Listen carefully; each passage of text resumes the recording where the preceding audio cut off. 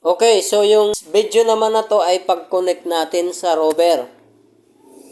Okay, continuation ng video. Ang i-connect natin ay rover. So, tap natin yung device, communication, dito sa taas, left, upper left engineer, tap nyo yan, communication.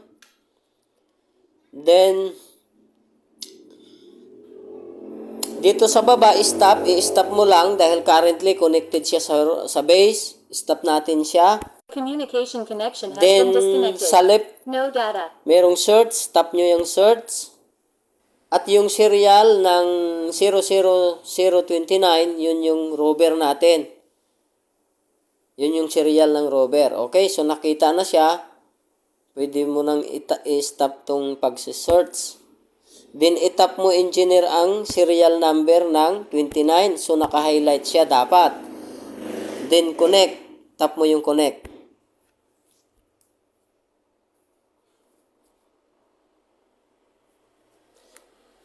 Ngayon, itong pair with serial number, one at a time lang to. So, itong box na to, ay i-check mo. Then, pair. Tap mo yung pair para mag-communicate tong controller sa serial number ng RTK natin with rover na yan. Serial na yan. Then, pair. Magko-connect siya, engineer. Fixed. Motor internal radio fixed. Okay, so now, dito sa bandang kanan, sa gitna, device settings, titingnan lang natin. Itong voice, naka-on lang, base alarm, base station alarm, i-on mo lang. Yung wifi, i-on mo lang yan, engineer. Yung position data output, 1 Hz lang kami. Auto, nasa sa inyo. Pero, choose natin 1 Hz. Then, frequency, naka 5G. So, 5G lang tayo, engineer. Huwag nyo na baguhin yan. Satellite, dito, bandang gitna. So, tiningnan lang naman natin. Since yan ay naka-on, huwag na natin galawin. Back na tayo rito sa left. Sa upper left, may back. May back na symbol dyan. And then yung timeout, as is pa rin. Yung static file, huwag nyo nang galawin yan. As is na yan.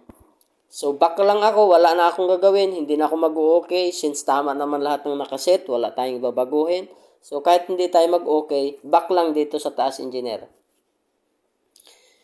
Ngayon, tap ko yung survey. Then, tap ko yung point survey. Ngayon, makita natin, fix. Okay? So, edge. Yung edge niya, 1. So, napakaganda ang connection.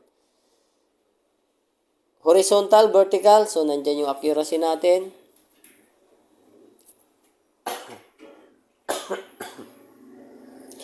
Yung antenna, halimbawa, yung antenna natin, yung range pole yun, engineer, no? Kung anong range pole. Kung anong taas nakalagay doon yung rover natin. So, ito po yon kung gusto nyo baguhin yan. Ito yung antenna. Tap mo lang yan, engineer. Usually, nilalagay lang namin yan sa 1.8. Yung hindi masyadong mataas.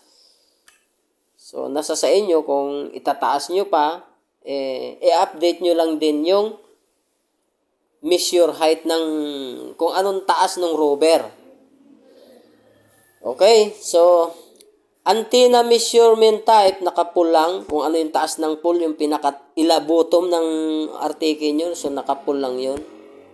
So, yan lang yung natin, settings. Din wala kayong babaguhin dyan. Dito sa measure antenna, so 1.8 lang. Dahil nakasit tayo ngayon currently sa 1.8. So, okay. Then, kung pansinin nyo, engineer, ito, mayroon kasi tayong background map. So, pwede nyo namang i-off yan. Ito yan, o, yung naka-blue dito na icon. Yan, o. So, pwede nyo i-off. Pag naka-on yan, ganyan.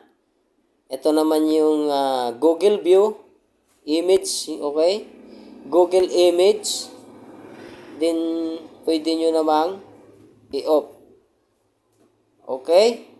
So, sige, dito lang muna tayo sa ganyang view. O, kung nagugusto nyo yung ganyan, okay lang. So, Ayan, i-zoom out natin. So, ito yung Araneta. Ito yung area na yan. Araneta Center, Cubao. Yan. Okay? So, ito, Araneta Coliseum, yung bilog na to. So, now, nandito tayo. Ayan, So, 12th Avenue to. Yan, Kung titingnan natin dito sa isang view. Yan. 12th Avenue yan. Ito yung point natin, P2, nandyan tayo ngayon. Okay? So, siguro, itong video na to is dito lang muna hanggang dito lang para hindi sobrang haba. Yung next naman na video natin is pag-create ng file name. And then, mag-proceed na rin tayo sa pag-set ng coordinate system. PRS-92 man yan. Or UTM WGS84 North Zone 51. So, dalawa pwede. Pakita natin sa susunod na video. So, dito lang muna itong video na to. Hanggang dito lang muna itong pag-set up ng rover. Okay?